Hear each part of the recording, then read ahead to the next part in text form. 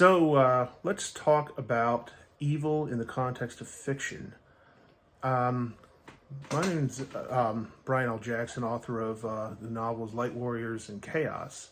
I wanted to try something new with my YouTube channel. I haven't been doing much with it lately, so I wanted to talk about some different topics in the context of fiction. And to start with, I want to talk about how evil is portrayed and different ways in which it's portrayed. And specifically today, I want to talk a little bit about a particular type of villain that you see more in modern fiction.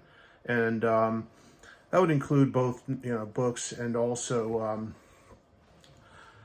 movies, television. That type of villain is what one might call the moral nihilist or the moral nihilist.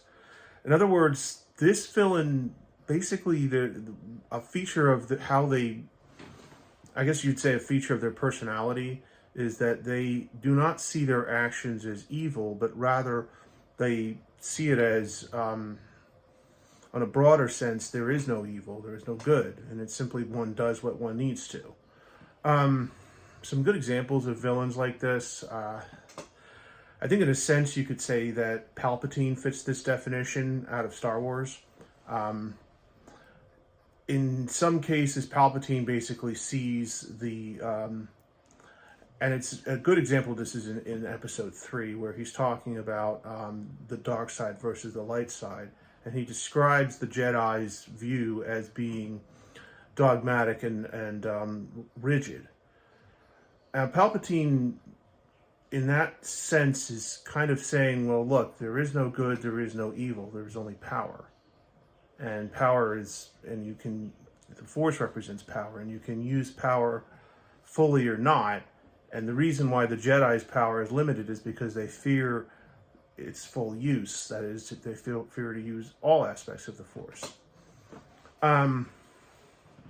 Another example of a moral nihilist character, I think in some ways one could say that Randall Flagg from The Stand, especially the newer miniseries, has some qualities of a moral nihilist. Again, he basically takes the view in how he interacts with his followers, and particularly with his enemies, that there really isn't any good or evil, it's simply survival. And to survive, one does what one has to. And that was sort of his point in how he deals with Dana Jurgens. Even how he has his followers dealing with Glenn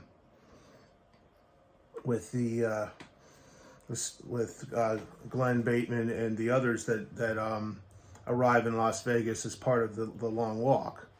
Is he is basically like, look, there is no good, there is no evil, there's simply survival. And of course, at the end of the series, when he talks to Fran, again, it's the same kind of way in which he presents himself. Is there's no good, there's no evil, there's survival, and you can become allegiant to me, and I will save you, or you can die. But I mean, a core feature of the moral nihilist villain, or villains with this tendency, is that they really don't see their actions as being evil. It's more or less that there is no evil and there is no good. And some extreme forms of this villain might even look at the concept of morality itself as an unnecessary restraint. And that it's a restraint on free will. This is an interesting viewpoint, and it makes for an interesting villain, because you're talking about villains who tend to be very human. For most people, we are the hero of our own stories, whether we see it, whether others see it that way or not. Most people don't want to think of themselves as being evil, so they will typically generate certain rationalizations in their own mind when they do something that they know is objectively wrongful, which can lead into another type of evil that you see a lot in modern fiction, which is the ends justify the means. And I'm going to talk more about that in a future installment. But for tonight's video, talking about moral nihilism, these characters typically really don't see themselves as evil because they don't believe evil exists. They don't believe good exists. And it might be that they see it as a tool of control. It might be that they are simply so jaded by what goes on around them that there is no good or evil. Another example of this is some iterations of the Joker. Particularly, I think a good example of that is Heath Ledger's Joker in The Dark Knight. This is a character who basically is an agent of chaos. And again, I don't believe he sees himself as good or evil. He's simply there to stir the pot up. He's there to create chaos. And anyone who happens to get in the way, well, sucks to be you, doesn't it? I don't believe that, I think you could fairly say that the character doesn't see the world in terms of good and evil, but rather in terms of the false trappings of society that we put on and then what we're really like. And his whole goal that drives him all along is to bring out the animal nature in people. Not, because he believes that these trappings of civil society are hypocrisy. And I do think that you could argue that is a form of moral nihilism. As I say, the common thread with this is that you're dealing with villains who really don't believe in good and evil for one reason or another. They may see it as hypocrisy, as in the case of the Joker, unnecessary restraint on one's freedom and quest for power, like Palpatine. They may see it as a tool of control. But this is it is a pretty common type of villain in modern fiction. Another example of this type of villain too would be many iterations of the villain Apocalypse out of the X-Men. Apocalypse is very much about might makes right. And again, and actually in the animated series, there was actually a line by Apocalypse where he specifically said, "I am not malevolent, I simply am." Now, what Apocalypse does from the outside is he is an agent of chaos. He lives to destroy. Yet, if he doesn't see himself as malevolent, one can only conclude this is because he doesn't believe in good or evil. He simply is. He exists to destroy. He exists to promote the strong at the cost of the weak. That is Apocalypse. But he never sees this as evil. He simply sees it as might makes right. And I think that, asked honestly, the character would probably say he did not believe in evil, did not believe in good. That if there is a good or evil, good is the powerful using their power to dominate the weak. So that's moral nihilism in a nutshell.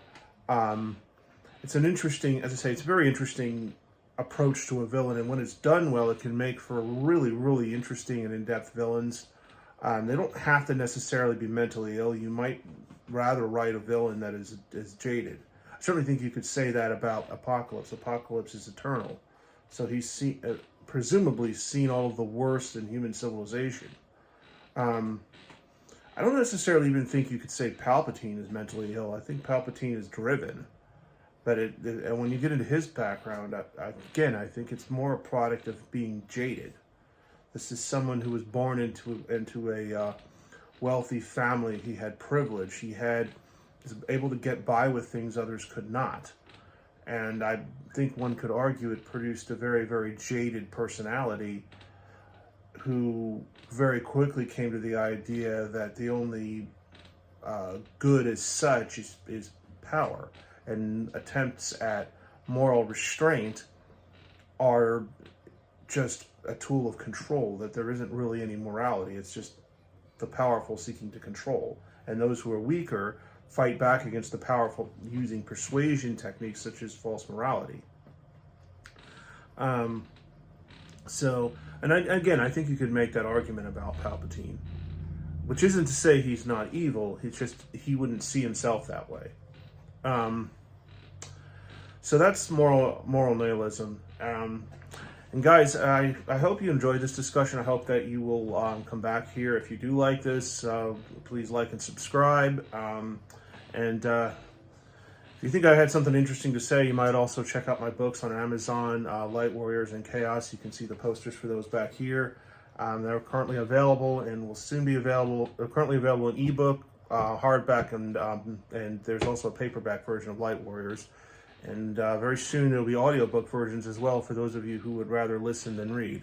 So, thanks guys.